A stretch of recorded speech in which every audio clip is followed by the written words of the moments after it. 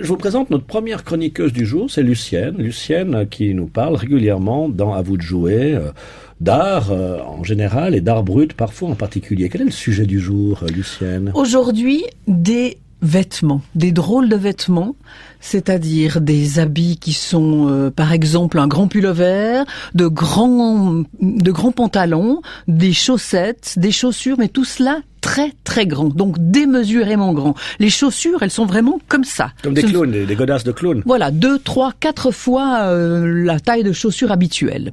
Des chaussures et des vêtements assez étranges. Par exemple, on en voit ici, Annabelle, par exemple, de quoi sont-ils faits, ces vêtements ou ces chaussures ? Moi, je vois de l'herbe séchée, comme ça, un peu tressée.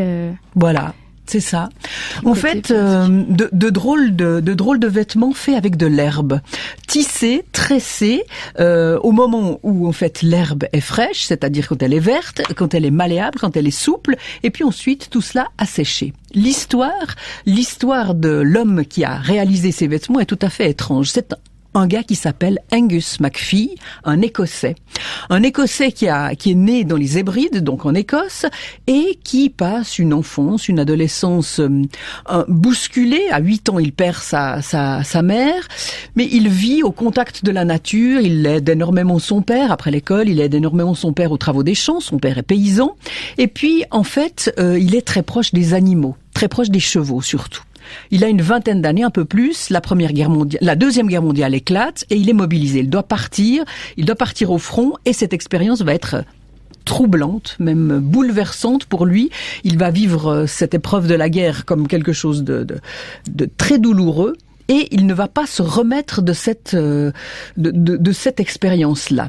Il va être interné dans un hôpital psychiatrique près de Inverness, c'est-à-dire à plus de 250 kilomètres de chez lui, c'est-à-dire vraiment très loin de chez lui. À cette époque-là, c'est-à-dire que personne venait lui rendre visite ou quasiment. Alors il se tourne vers l'art, En fait, c'est étonnant parce que vous savez, dans beaucoup d'hôpitaux psychiatriques, on demandait aux patients de travailler. Alors lui, il travaillait la journée au champ, et puis on voyait bien qu'il était habitué, qu'il avait de l'expérience. Donc on aimait cet homme puisqu'il était très habile, très efficace.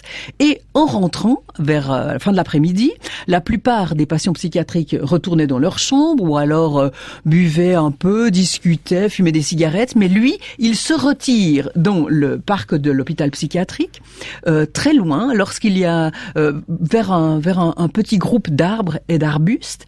Et figurez-vous que là, en fait, il prend de l'herbe et il commence à tresser, à tisser, selon une méthode traditionnelle, mais qu'il fait sienne, et il invente des vêtements démesurément grands, ceux dont je vous ai parlé. Végétaux.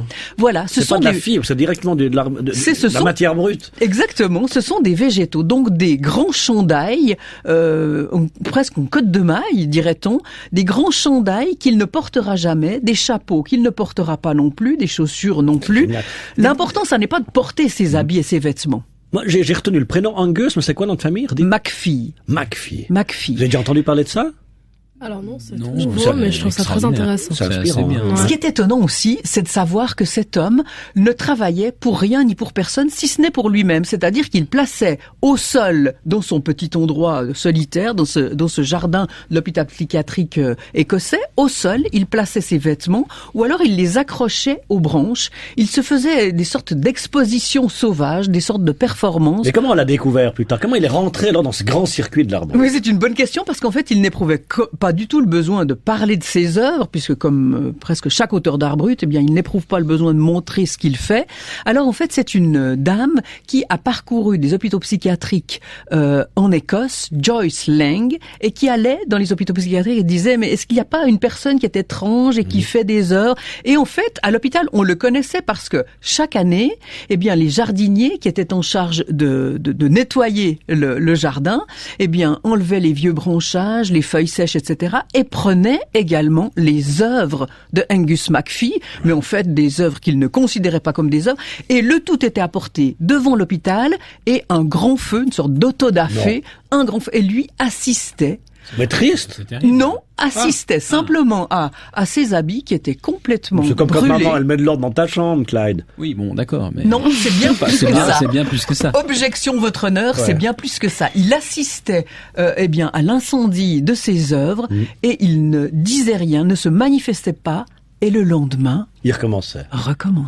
Mais on faisait pas ça pour l'interdire. Non, pas du tout. Mais c'est que on mettre de l'ordre. Et puis on ne comprenait pas la valeur artistique, la valeur symbolique. Alors de il y a ces une dame qui a trouvé artistiques. ça. Depuis, il y a des livres. Voilà. Vous avez une plaquette. C'est quoi ce bouquin? Un petit bouquin, Sur lui. réalisé. Il y a très peu de choses. Un petit bouquin réalisé par Joyce Lang, celle qui a découvert Angus MacPhee. D'accord. Et puis on peut le voir dans des musées, dans des collections. On voit justement les grosses chaussures dont je vous ai parlé à la collection de l'Art Brut. Génial. On voit ces grosses chaussures tout à fait intrigantes qui semblent tout droit sorties d'un conte de fées ou en tout cas d'une sorte de féerie hallucinante. Ouais. Vous savez, les jeunes qui vous ont écouté, j'allais dire Tante Lucienne, mais c'est vrai, mais à part ça, c'est génial. C'est la première fois que je vous vois raconter. D'habitude, moi, j'ai des yeux d'enfant quand je vous regarde. Mais devant des plus grands que moi, donc des jeunes. L'Art Brut parle aux jeunes et même aux tout petits enfants.